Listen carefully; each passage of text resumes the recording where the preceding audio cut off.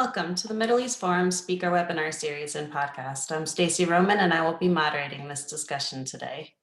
We're pleased to have Amatzia Baram, an MEF Writing Fellow and Professor Emeritus at the University of Haifa, join us to discuss, can Iraqis expel their Iranian occupiers?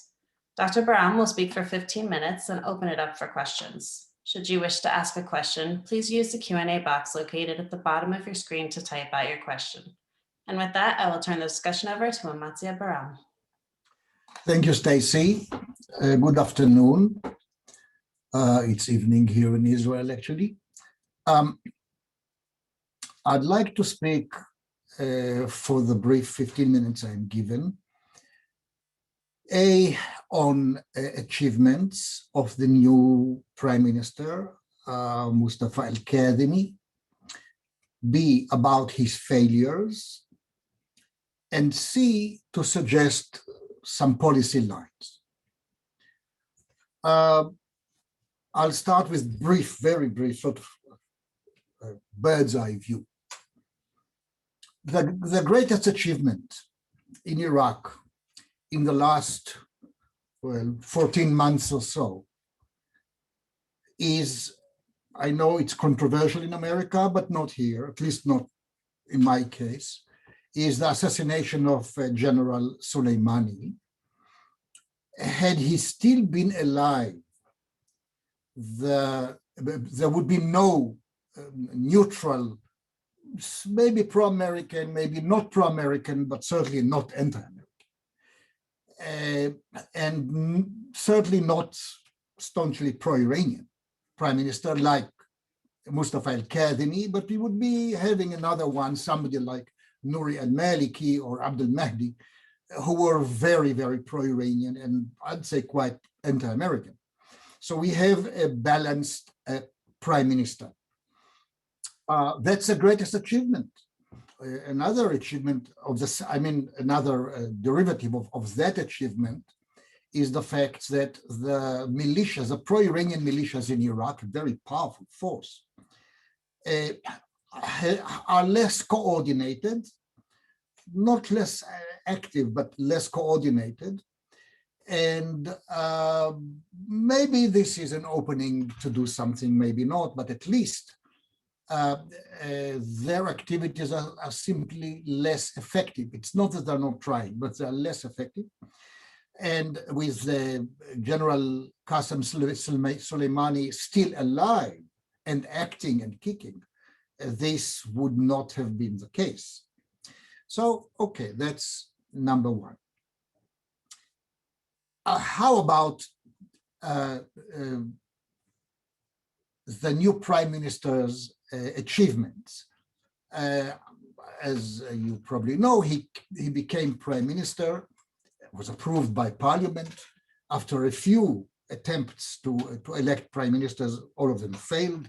That one succeeded with great help from two people. One is the president of Iraq, who is a very moderate and also very highly experienced politician, Kurdish politician. Traditionally, a Kurd is the president. He is a titular president. He doesn't have powers, doesn't have divisions, but he is very experienced. And he identified Kadhimi as the best guy you could get. And it was his support, great support. Barham Saleh, the president. Then, of course, you have behind the scenes, but it was not so much behind the scenes. It was perceived, it was seen by everybody in Iraq who was interested. Grand Ayatollah or Ayatollah Uzma, Ali As-Sistani, who is by far the most highly admired and followed Shi'i cleric in the Shi'i world, including in Iran, except that you have, he's followed and he's admired as a spiritual guide, and not necessarily as a commander of armies, which he's definitely not.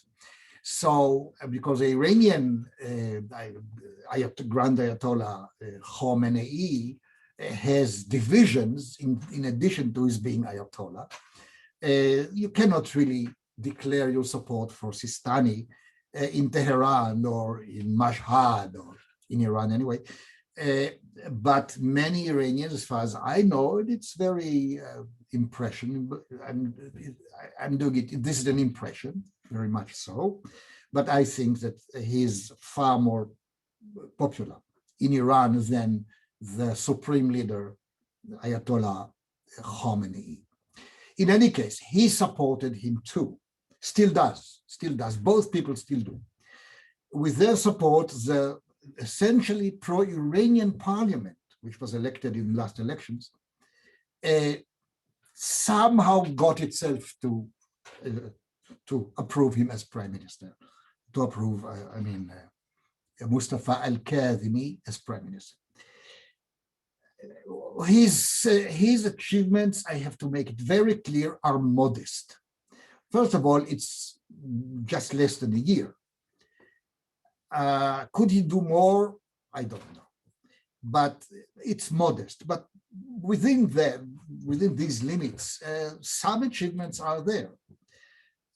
I would say maybe number one, he has the support of, I counted about 10 achievements. I put it as number 9. This is really number one.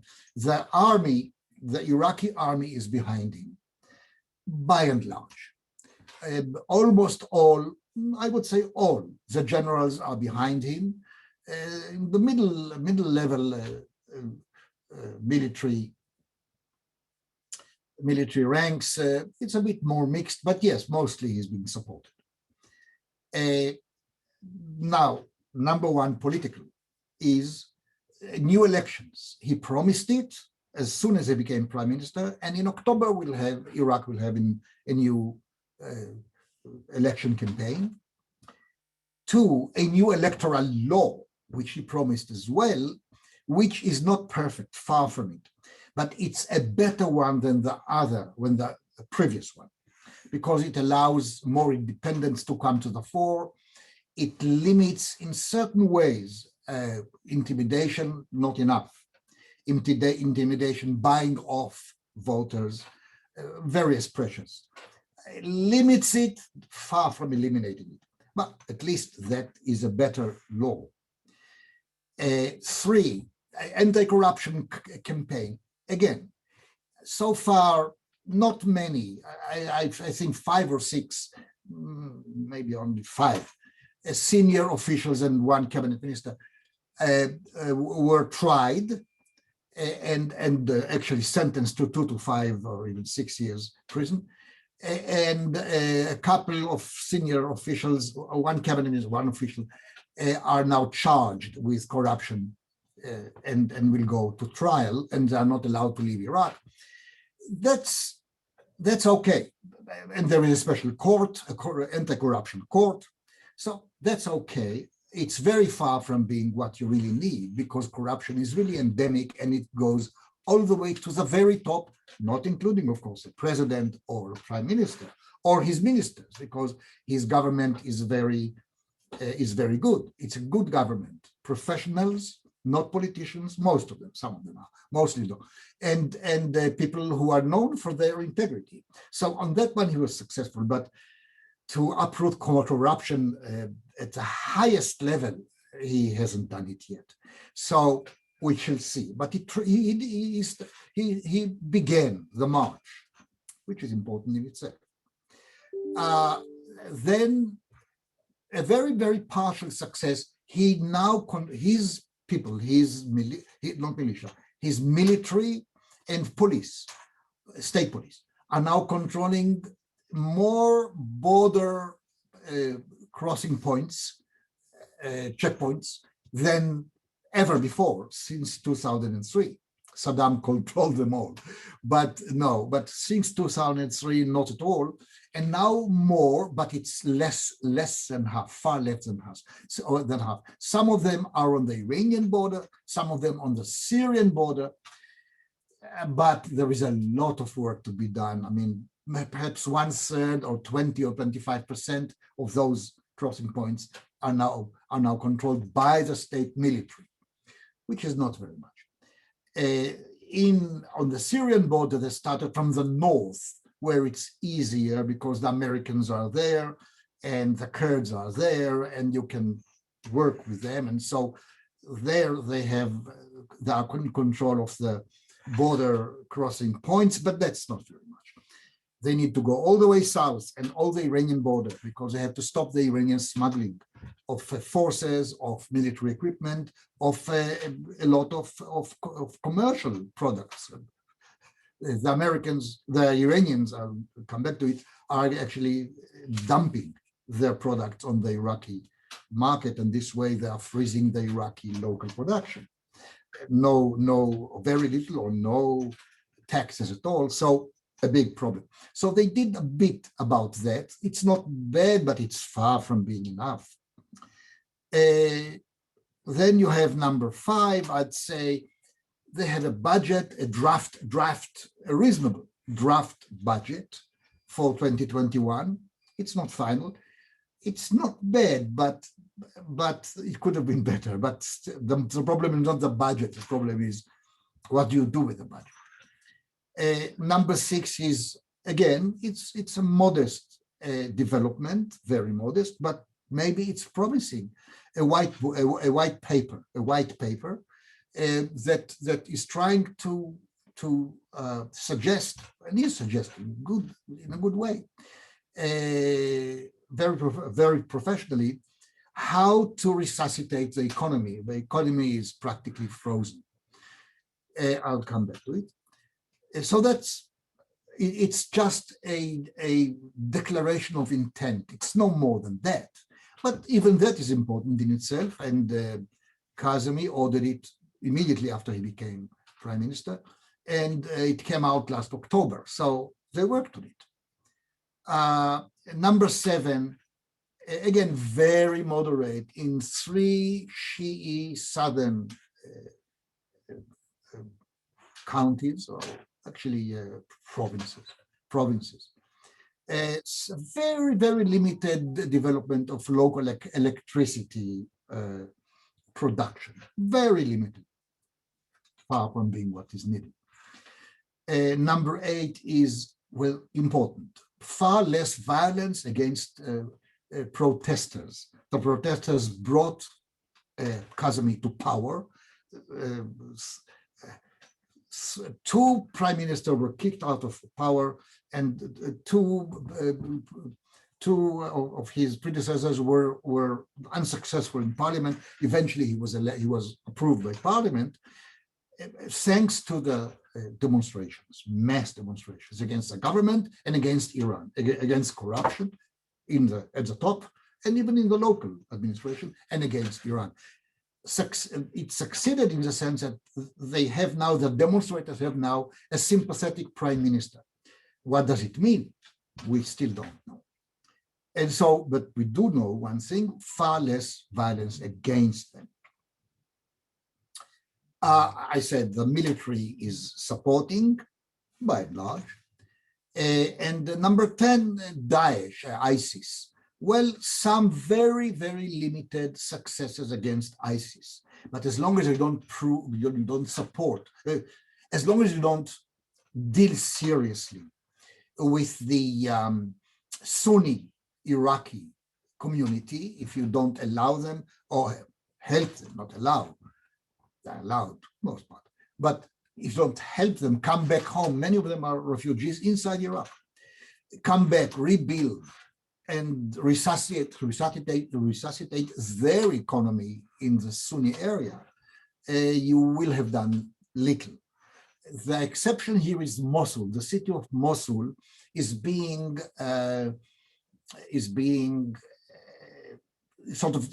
developing, is rebuilding,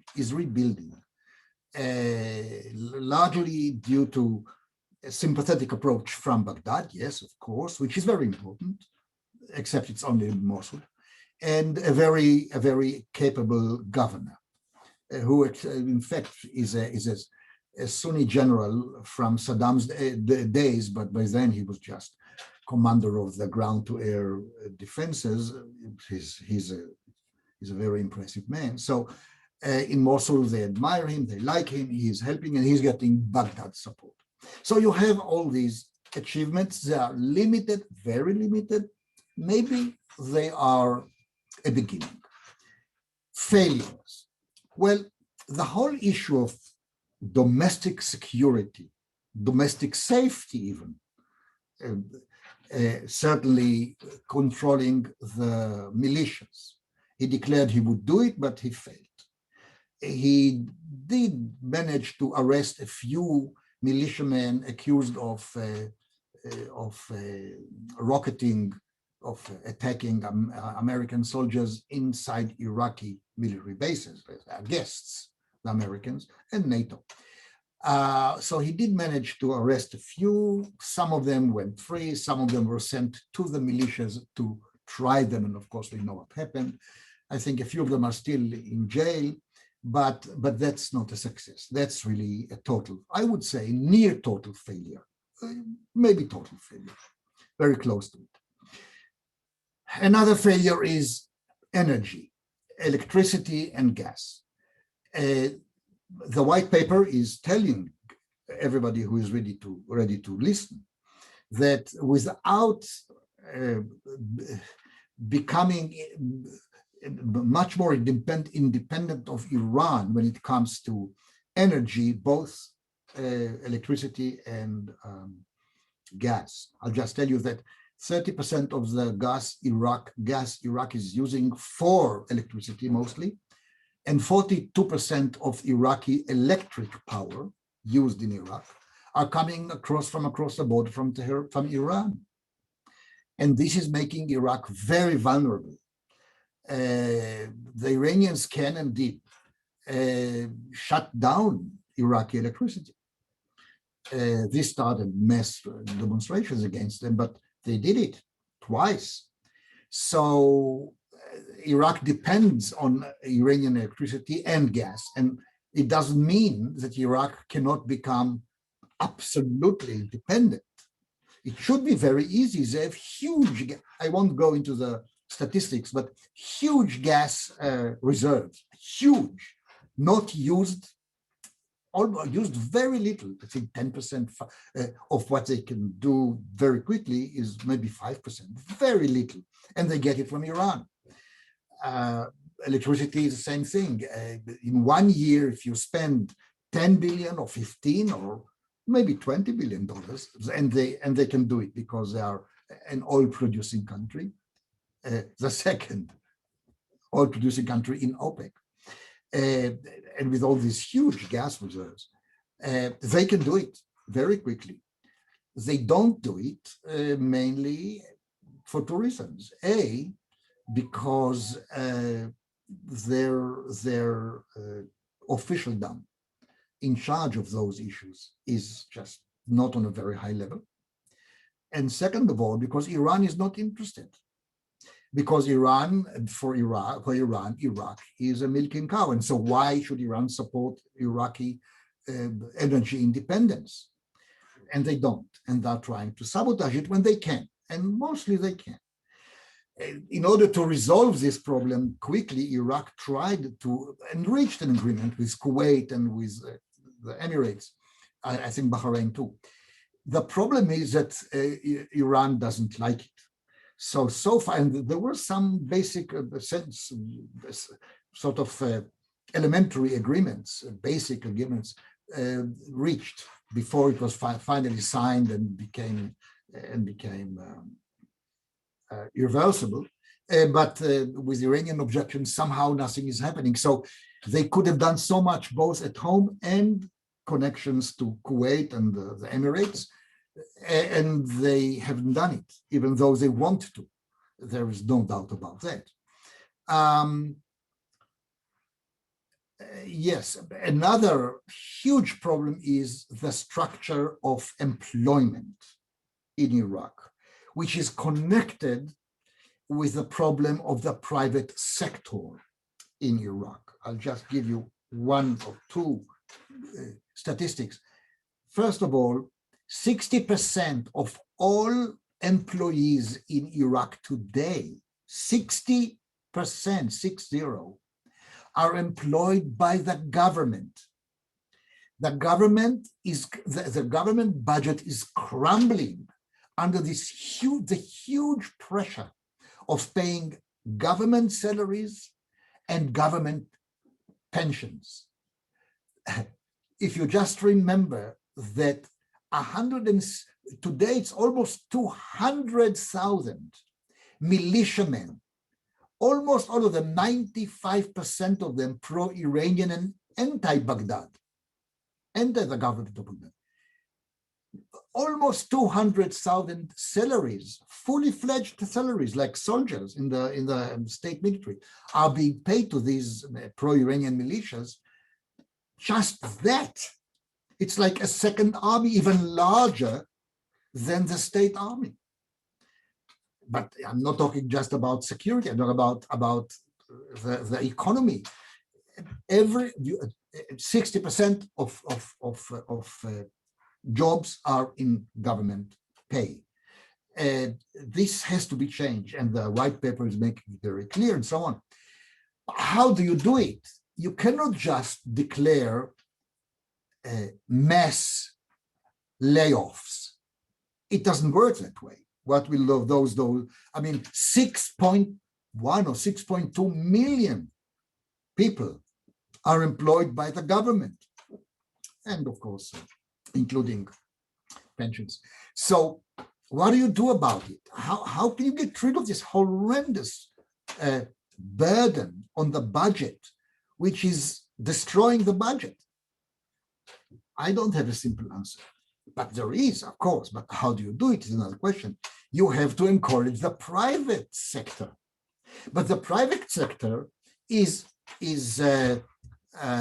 frozen essentially for, I would say, 5 or 6 reasons, maybe only 4. Number one, the Iranian dumping policy, dumping Iranian products, cheap, low quality agricultural and industrial, very simple industrial, very sort of low-grade industrial products, like heaters in winter, like whatever, like medicines, which the previous government said, oh, these medicines are produced in Argentina, very bad quality, really no good. And but funnily enough, on these Argentinian-made medicines, it was all written in Farsi. So why should Argentine export Farsi products? No, it was Iran. But the point is that Iran is really imposing a total freeze on both Iraqi agriculture and Iraqi light, let's call it light industry. Well, that's a problem. And again, as I said, for them, Iran, Iraq is a milking cow. So why should they give it up? Had I been in their position, I'd say no way. Number two, there is protection. If you try to establish a small industrial establishment in Baghdad, immediately 1 or 2 or 3 militias will come to you and suggest you to become your protectors. And you know what that means. Then there is a lot of red tape. And then there is the official dump. The official dumps corruption is horrendous. Just to get a permit, you'll need to pay everybody all along the way. Amazing obstacles. So if you would like to jumpstart or to defreeze the private sector, you have to do something about it. And then remember, the Prime Minister, the new Prime Minister, Kadhimi, promised, and I think it's very important, to lay very heavy emphasis on employment for the young generation, people between the age of 16, 17 and 30 or 25, which really is a problem because before the corona crisis, 40% of them were unemployed. Today, maybe 70% of them, who knows, who knows? They are unemployed and they are lower middle class and working class. They were those who demonstrated, and the militias, mostly the militias, murdered about 600 of them and wounded perhaps 25,000 of them, and many disappeared. So, and they still demonstrated from October 2020 all the way to now, except now because of the corona and the repression, though now less, it dwindled. But still, they're the ones who are still a potential source for another eruption, even though it was unarmed. Kadhimi understands it. He really came thanks to them to the position of PM, Prime Minister. So he wants to do it. But look, if he wants to find employment for 2 million extra 2 million people, which he perhaps will have to do, maybe 3 million, he'll have again to employ them as government employees. What kind of a solution is that? He cannot do it anyway. He doesn't have the budget for that. He hardly has a budget for those who is employing already. So the private sector must absorb them, but the private sector is frozen. You have to defreeze it. So I said what you need to do for that. Everything is connected. Huge problem. I will try to sum up. So what should be done? What can be done? First of all, some people say, and I can understand why they're saying it. I mean, it's one solution to get rid of Kadhimi, because Kadhimi is walking a tightrope. It's a tightrope walk between America and Iran, or America, the Gulf states, and Iran on the other side, on the other hand. He is as pro-Iranian as he's pro-American and pro-Saudi and pro-Emirates and so on, because he has no other way of running the country. You might say, some people might say, I know why they say it, and I cannot, I mean, I disagree, but I understand where they come from, which makes sense, that because he is not dealing a death blow to the militias and resuscitating the Iraqi economy very quickly and getting very close to the Gulf states and Arab Gulf states and so on, he is like, he's shielding the Iranian interests in Iraq. And he's helping this kind of stasis, whatever, freeze. And the economic disaster in Iraq is on, even though this country is a very rich oil-producing country, but this all goes to nowhere. All this money is disappearing, sinking into the sand, disappearing forever. So they say, let's get rid of him. And if instead of him, you'll have another prime minister who is very pro-Iranian, we're going to hit him on the head. Well, that's one possibility. I say differently. I would say, let's give him a chance. And I'll say something very clear. I believe that he is wrong. The Prime Minister of Iraq, Al-Kadhimi, is wrong in assuming, and I'm saying it based on internal information, that he has 10 years to do the job, because he does not have 10 years. In 10 years, he'll do A, B, C, and D. The militias have to go somewhere too. They have to be employed somehow. So if you don't have any employment for them other than government employment, what can you do? You cannot just lay them off because they'll march on Baghdad. And they are perhaps 150,000 fighters. 50,000 are ghosts. They get salaries, but are not there. They are home all the time with their wives and children, and I wish them good luck. But 150,000 are still there, and they are fighters. And the army is roughly the same size, but the army has no capability of fighting. This is not a good army, it's a bad army. There's only one unit in the military, the anti-terrorist division, between 9 and 10,000 people who can fight. They can fight. And they did fight, and they proved themselves. And they have a wonderful commander, and everything is perfect. But if you want to use these guys against 150,000 people who fight less well, but are very well equipped and so on, it's you take a risk, a big risk. And the prime minister is not ready to do it. So he thinks about 10 years that he'll find jobs for the militias. Some of them will join the military, state military. Others will go home and just get a job, a reasonably paying job. And things will be just fine. Well, that's maybe happening. That may be happening in 10 years, maybe even 7 years. But I don't think he has that time. So that's where I disagree with him. I think he is mistaken. He'll have to do a much better job, much faster.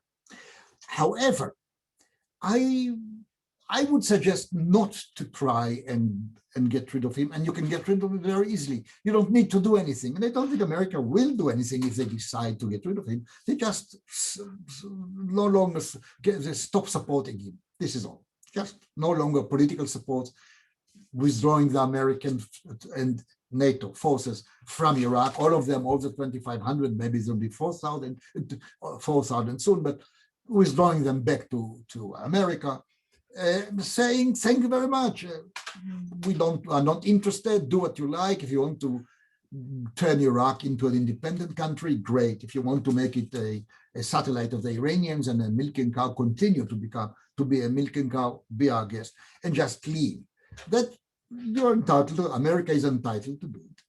Well, I would try to say, no, that's not a good idea. Support him, but encourage him also to do certain things. Let's start with number one.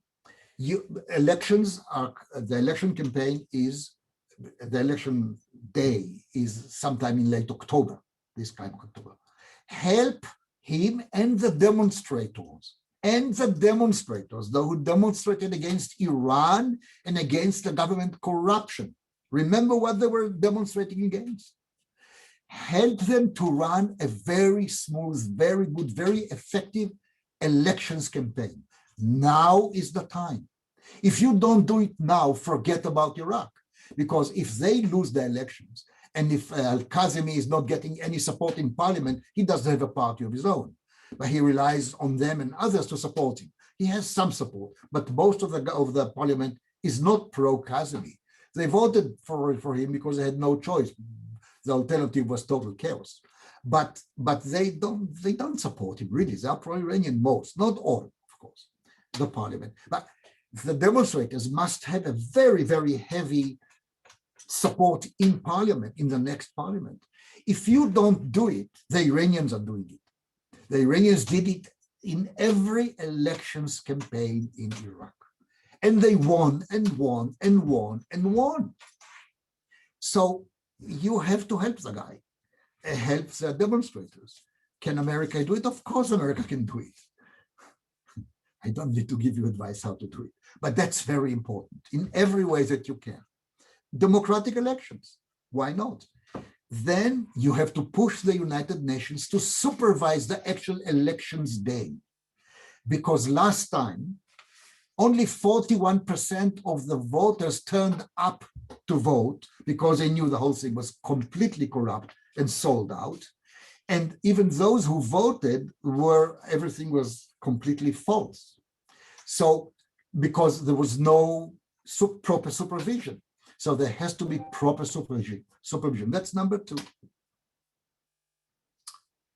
Number three, push him as hard as you can and push the Emirates and Saudi Arabia as hard as you can to overcome Iranian counter pressures.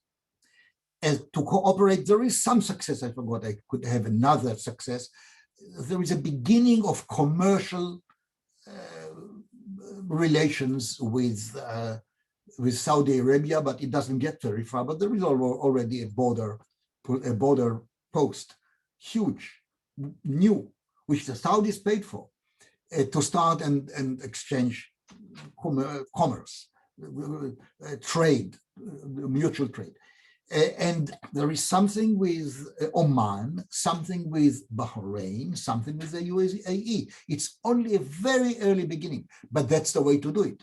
It has to expand and try to help Iraq get Gulf electricity to reduce the huge dependence, 42% on Iranian electricity, and to develop the gas industry, to use the gas which they have in Kurdistan. They have also a huge reservoir of gas. The Kurds will be delighted to sell or send whatever to Iraq, but you have to do that. Then to continue the struggle against corruption. About the militias, I don't know what to say, because a frontal confrontation is extremely dangerous. I don't know what to say, but it's a problem. The last attack was only a few days ago. 10 days ago, there was an attack again on an American force in an Iraqi base. Finally, I would say, I agree, this is not easy for the Biden administration, but I just say that if and when, and it will happen, I think, the militias will attack again American soldiers, as they did 10 days ago. After you retaliated, they retaliated again. If there will be no response at all, then I was a soldier. And I can tell you, if my government is not protecting me, is not enabling me to protect myself, then I don't want to be a soldier. So either you allow yourselves to retaliate to protect your soldiers by ground to air missile, ground to missile, anti-missile, whatever, but also to retaliate. If you don't retaliate, then American soldiers' lives are cheap. Thank you. Wonderful. Thank you so much. So we have just a very short amount of time for questions. My apologies on that. But what's the future of Iraq? What's the prognosis? Is this a perpetual battleground or a growing secure middle class, do you think? I think that if the Prime Minister, with his present commitment, and there is a commitment, the white paper that came out last October represents a commitment. If he is helped by the Arab Gulf states, by America, by Europe, in the right places, yes, there is hope, because don't forget, Iraq also in the good days, in the good old days, and talk about 2006, 2007, Iraq made $100 billion every year just on oil revenues. Now it's less because oil prices are down, but still the government has this thing which Lebanon doesn't have, which Assad in Syria doesn't have, which Israel doesn't have. And with that, and with the European American political and economic support, investments and so on, World Bank, International Fund and so on, yes, he can turn around the economy and give a huge boost to private entrepreneurs. And that's what Iraq needs now more than anything else. Wonderful, thank you. And what would Iran's likely reaction be were Iraq to cultivate closer relations with Gulf states and Israel?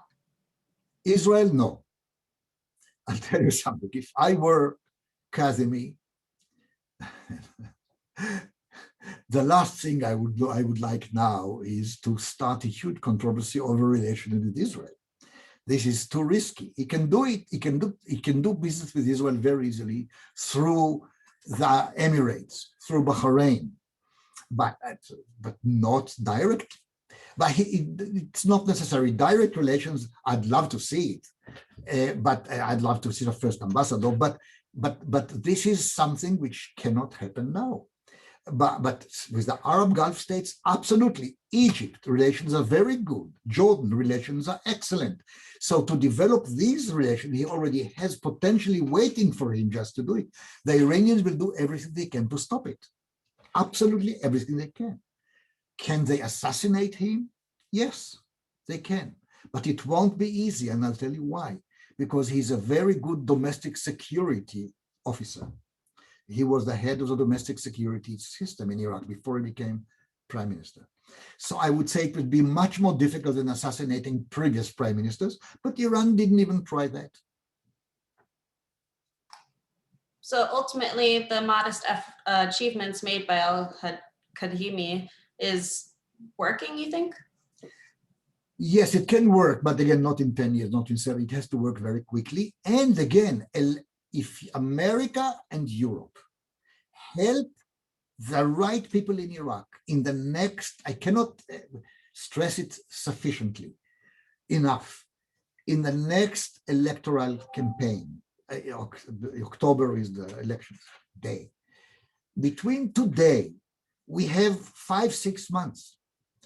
This can be of huge benefit because if he has a supportive parliament, a supportive majority in parliament, he will be able to do everything, not in 7 or 10 years, but in 3 or 4 years, or in 2 or 3 years, which will be huge. The options are there, but he needs support. Wonderful. Well, thank you so much. We've come to the close of our webinar. Thank you again, Amatzia, for joining us today. My pleasure, Stacy. Thank you very much. For our viewers and for our listeners, please join us Wednesday at 3:30 p.m. Eastern for an update with Ashley Perry. Please again note the time change a half hour later. Thank you all for joining us, and I hope you have a wonderful day. Thank you very much. Thank you again.